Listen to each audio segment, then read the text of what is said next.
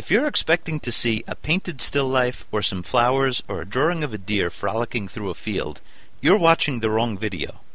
I actually might do a tutorial on one of those someday, but today I'm going to have some fun. I'm going to merge the likenesses of the Cookie Monster, the Trix Rabbit, Gollum, Lindsay Lohan, Amy Winehouse, and that cracked out bird from the Cocoa Puffs commercials into a painting. I don't exactly expect anyone to throw this artwork over their couch, but that's okay, because the creative process is my addiction. Okay, so now let me explain to you how I made this piece. And I'm going to put annotations in as well, because this piece needs a lot of explanation on many levels, I suppose. Anyhow, I'm starting out with Paint Shop Pro. Reason I like Paint Shop Pro, it gives me the ability to edit. Digital media is so great in that it allows you to edit things, it allows you to move things around. So instead of doing a sketch, I am doing a digital collage on Paint Shop Pro, and I could move any of these things around. In fact, you saw the beak, Sonny's beak, the cracked out bird. I took that out because I didn't like that. That wasn't working. I put in Gollum's face right over Amy Winehouse's face. I like that a lot better.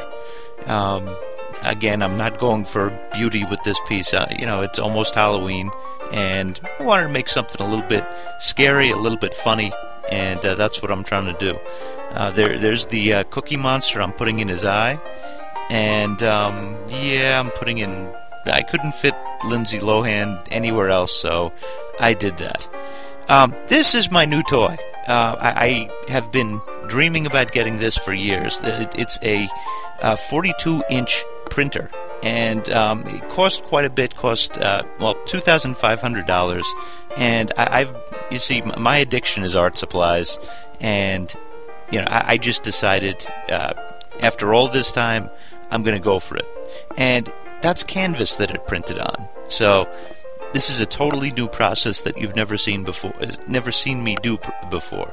I started out with Paint Shop Pro, and then I printed onto the big canvas.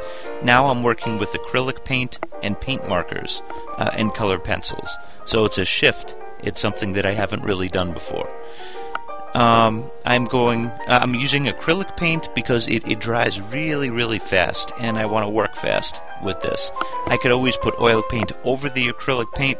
I liked what happened with the acrylic so much, I decided against putting the oil paint over the acrylic paint. But I'm excited about the possibilities of the printer. It gives me another chance to create even more layers, even more depth to my work. I'm layering the acrylic paint just like I would with oil paint. You've probably heard me say a million times, you can't do the same stuff with acrylic that you can with oil. What I mean by that is you can't get the same realism. I'm not really looking for realism with this. I'm looking for something that's a little bit more cartoonish than realism. That's where my taste is right now. Talking about taste, this probably was a little bit distasteful, but you know what? Sometimes when you're creative, you get impulsive, and you just have to go for it. Anyway, check out the bottom right corner. That's my box of paint markers, and those are really great when you're working with acrylic paint for putting in fine details, because it's like a paintbrush that never runs out of paint. And you can put in the details for, say, the hands, the toes, anything that you need a solid line for, toenails, fingernails, and you can layer these things very well. I use Deco Color; those are my favorite ones, and a few other brands. You're going to see me go into the hair with them a little bit later.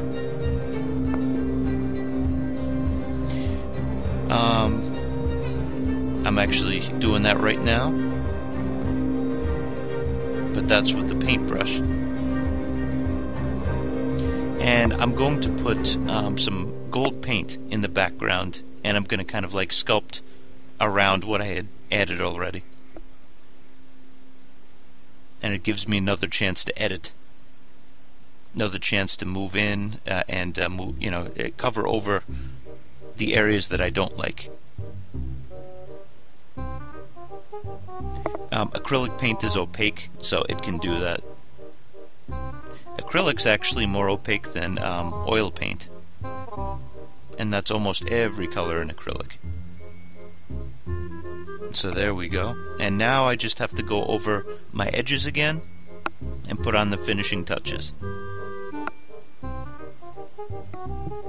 A little scary, don't you think? Well, I hope it doesn't scare you away.